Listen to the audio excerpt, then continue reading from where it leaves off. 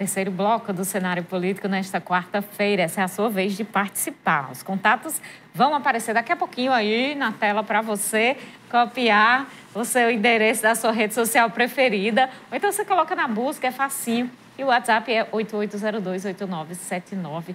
Participe com a gente. Deputado Benis Leocádio. A deputada estadual Eudiane Macedo, do Republicanos, faz parte ali do apoio a Fátima Bezerra na Assembleia Legislativa. Como é esta relação dentro do partido? Existe essa liberdade e ela dura até as eleições? Eu acredito que a posição da deputada Eudiane, ela deve explicar aos nossos potiguares em breve, inclusive já colocou para a imprensa de que se permanecendo o projeto de pré-candidatura do deputado Benis, indo à disputa de 2022, ela caminhará ao lado do presidente do seu partido, com quem fiz dobradinha eleitoral na capital do estado, tendo ela uma expressiva votação.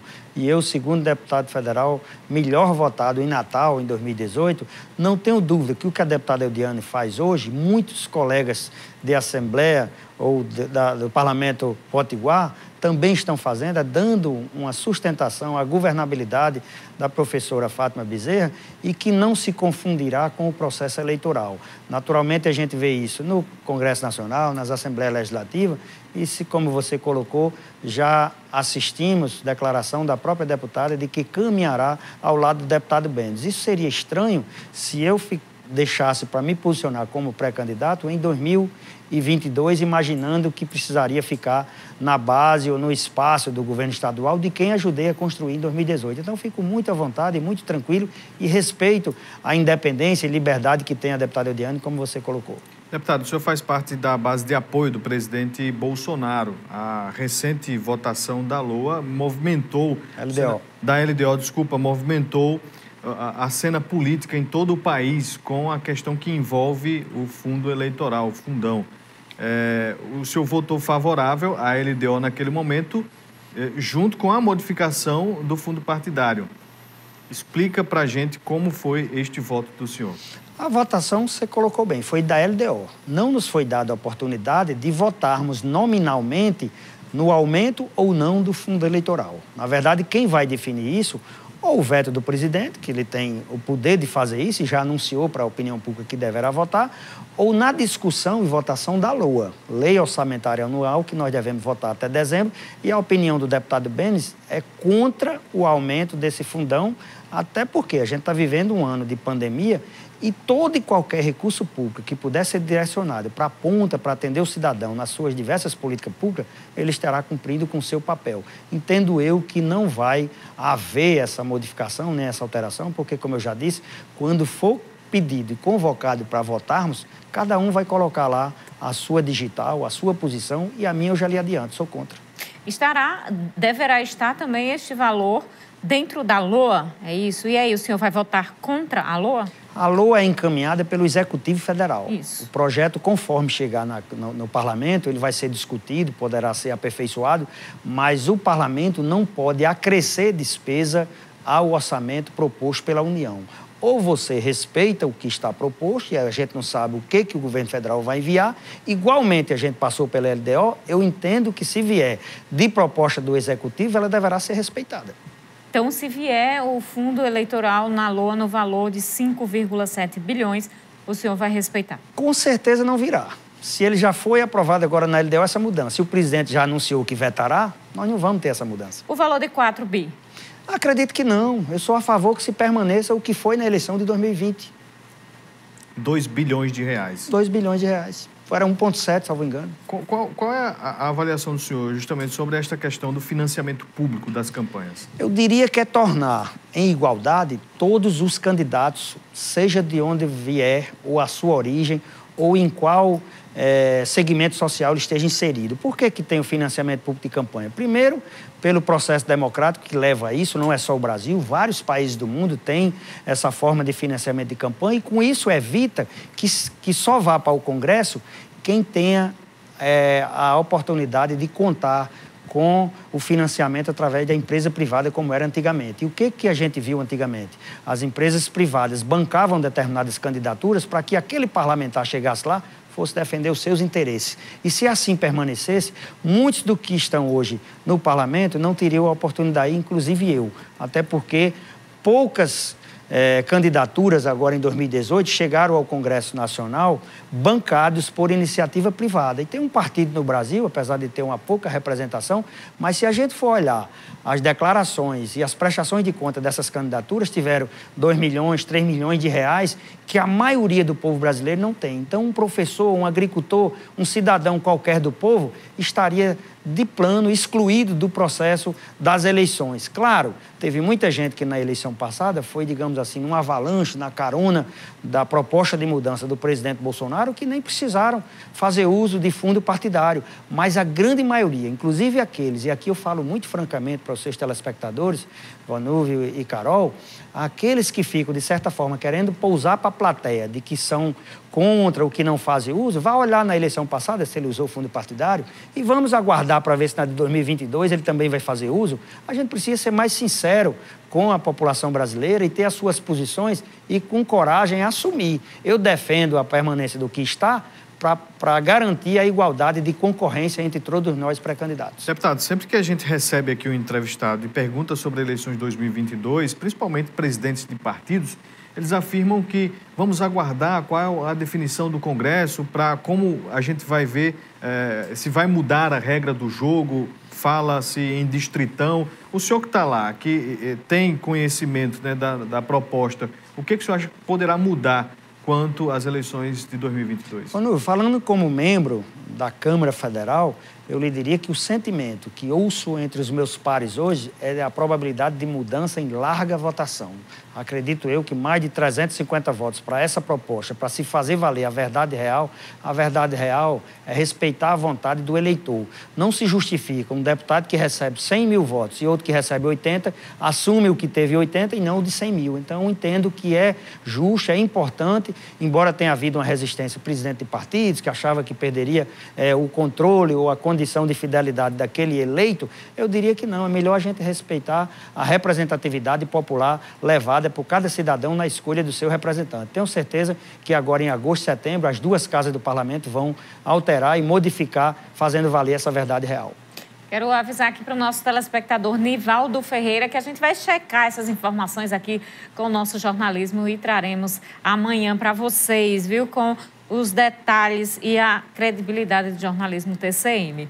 A gente tem aqui a participação do Pádua Campos, deputado. Ele pergunta com quais partidos o senhor tem conversado para 2022. O Solidariedade está em seu radar? Sim, com certeza. Se o Solidariedade hoje não faz parte da base de sustentação do governo da professora Fátima, eu já entendo que é natural, talvez, esse seu alinhamento, seja com a pré-candidatura do deputado Benes ou outra pré-candidatura de oposição ao governo. Então, a minha decisão de colocar o Menon como pré-candidato, não tenho dificuldade de diálogo com nenhum dos representantes de partidos que hoje têm assento, digamos, e registro na Justiça Eleitoral.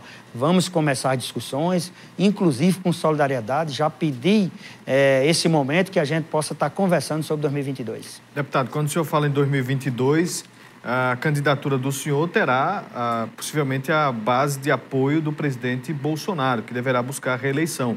Aqui no Rio Grande do Norte, Fátima Bezerra, do mesmo partido que o presidente Lula, que também se coloca como pré-candidato.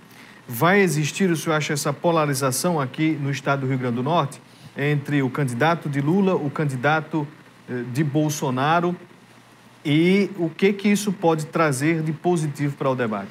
Eu diria que a discussão ou a polarização vai ser à vontade do eleitor potiguar. Se ele sentir que o governo que aí está correspondendo ou está fazendo aquilo que ele gostaria ou para que exatamente nós a elegemos, que era para mudar a realidade que a gente estava vivenciando no ano de 2018, não vejo que a polarização nacional, como você fala, seja o ex-presidente Lula, seja com o presidente Bolsonaro, ou quem sabe até com a outra candidatura que possa surgir, na verdade vai prevalecer, na opinião do potiguar, quem é que vai ficar governando os próximos 4 anos após 2022. Maria, João, Pedro ou quem quer que seja, a avaliação, o sentimento de cada potiguar, eu entendo que de forma nenhuma vai ser alterada por quem quer que esteja no palanque A ou no palanque B. Na verdade, vai valer a sua vontade, a sua decisão, do seu familiar, do seu vizinho, do seu amigo, de que discutem hoje a insatisfação que estão com o que está posto. Só há uma alternativa, mudança. Mudando a pedir, tirar quem aí está, que já teve uma oportunidade de fazer e não está correspondendo, e tentar outra pessoa. E lhes digo mais aqui, com capacidade, com condição, só tem o pré-candidato Benes? Não, nós vamos ter outros nomes para, se Deus quiser, nos dar a opção para fazermos aquela escolha, uma escolha que realmente venha fazer cumprir aquilo que se promete em campanha. Eu tenho uma preocupação, Carol, muito grande. E eu disputei 6 eleições, nunca perdi nenhuma. E se eu sempre me preocupei em cumprir com aquilo que eu anuncio, o meu desejo, se lá chegar, eu ficarei muito preocupado também com a campanha de 2022, imaginando que só vai mudar a proporção. O que eu passei na cidade de Lages e o que poderei passar à frente do governo do Estado, eu tenho certeza que Deus, primeiramente, vai me ajudar a fazer cumprir e manter os meus princípios e compromissos que sempre fiz. Embora as pessoas dizem promessa de político, e eu sei da insatisfação, da dúvida que as pessoas têm, por todo o histórico que a gente já viu, a nível federal, a nível estadual, a nível municipal, mas saibam vocês, sempre aparece alguém para fazer diferente. Quem sabe possa ser esse jovem ex-prefeito, filho de uma família que vem da agricultura e que sabe muito bem o que é viver no interior do Estado sem a parceria de quem deveria nos ajudar, que é o ente estadual, o segundo na escala federativa, com melhores condições de assistir os seus concidadãos. Deputado, já aconteceram conversas e, neste caso, como estão essas articulações para esta possibilidade de dobradinha entre o nome do senhor como representante do grupo do presidente Jair Bolsonaro, aqui no Rio Grande do Norte, e um candidato ao Senado sendo um dos 2 ministros potiguares? Eu diria, Carol, que isso está andando bem, até porque nesse projeto que se desenha, a gente está enxergando 2 prováveis pré-candidatos ao Senado nesse agrupamento de partidos. O ministro Rogério Marinho, do Desenvolvimento Regional, e o meu colega, deputado federal, Fábio Faria, que hoje está no Ministério das Comunicações. Mas eu tenho certeza absoluta que, no momento oportuno, eles e os demais integrantes dessa frente ampla de partido haverão de se entender e formar uma chapa, e aí governador, senador, vice-governador, com condições de atender exatamente o sentimento popular do nosso Estado, encaminhado naturalmente pelas nossas lideranças que estão nos municípios, que é quem estão mais próximos dos cidadãos. Mas eu confesso a você que lhe digo uma coisa, nós devemos estar preocupados com quem vai decidir esse pleito, que são as pessoas. O arranjo político, o palanque político, quem vai estar pedindo voto, quem vai estar apoiando, eu acho que isso é de menor importância no processo eleitoral. Genildo Félix quer saber, no seu mandato, o que o senhor mandou para a cidade de Mossoró? Algum recurso? Ele torce e deseja uma boa sorte. Eu diria que Mossoró tem sido uma cidade que também tem tido o compromisso do deputado federal Benes Leocádio, inclusive numa área que eu já falei aqui há pouco, fundamental, necessária e que os cidadãos esperam sempre do poder público, na hora em que precisam dele, ser atendido, que é a saúde. Mandei recurso para a maternidade Almeida Castro, a PAMIM, né? Mandei recursos para o hospital da Liga de Combate ao Câncer, já chegam hoje a mais de 2.300.000 reais, e não sou de Mossoró, mas vim aqui em 2018 e ao lado de algumas lideranças, principalmente o vereador Gideon Ismaías, que hoje está na Câmara Municipal de Mossoró, ao lado de outros amigos, para que eu pudesse chegar à Câmara Federal. E aí, Carol, eu tenho feito isso em municípios, inclusive, que não tem na minha base parlamentar o seu prefeito. Estou inaugurando essa mudança, Vanúvia, de que antigamente deputado federal só mandava recurso para uma cidade se o gestor local fosse seu apoiador. Então, Mossoró, Pau dos Ferros, Tenente Ananias, muitos desses municípios.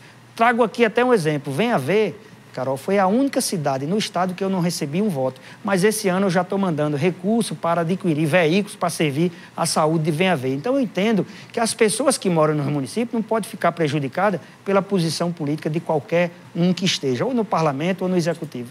O Elisiário pergunta, deputado, essa ideia de igualdade de oportunidades dos candidatos não é um faz de conta, visto que o Caixa 2 nunca deixou de existir? Veja bem, o Caixa 2 eu acho que se compara à questão de quem era bancado pela iniciativa privada. E a gente viu o desmantelo e o desastre. Essa questão do Caixa 2, a justiça está aí para vigiar, acompanhar e o que tiver ao seu alcance, combater e punir aqueles que o fazem. Eu entendo que é uma igualdade, porque, como eu já disse aqui, eu vi um candidato na eleição de 2018, pelo estado de São Paulo, que um familiar seu depositou 2.500.000 na conta dele. Não chegou a se eleger, mas imagine, quem é que vai com maior condição de competitividade? É quem tem uma doação de 2.500.000 na sua conta ou de quem tem R$0? Então, eu entendo que a democracia leva a gente ter essa representatividade, inclusive a partir da disputa eleitoral, sob pena de ficar aquelas pessoas que não têm condições financeiras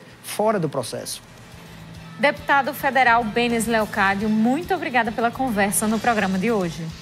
Eu que agradeço, Carol, Vanúvel, os seus telespectadores, pela paciência que nos assistiram aqui até agora e de dizer que Deus nos abençoe a cada um, cumprindo com a sua missão, Carol, porque cada um de nós, ao chegarmos ao mundo, Deus nos dá uma missão. Você de fazer jornalismo, Vanúvel, de comunicar com as pessoas, o deputado Benis talvez tenha recebido aquela de cuidar das pessoas. Se eu fiz isso muito bem no meu município, é desejo meu também fazer no Estado e, se for missão de Deus, estou aqui pronto para cumprir. Seja sempre bem-vindo, deputado. A gente agradece a audiência. Boa noite, até amanhã. Um abraço a todo mundo que participou. Muito obrigada pela audiência. A gente se encontra de novo amanhã às 7h25 da noite. Ótima noite e até lá.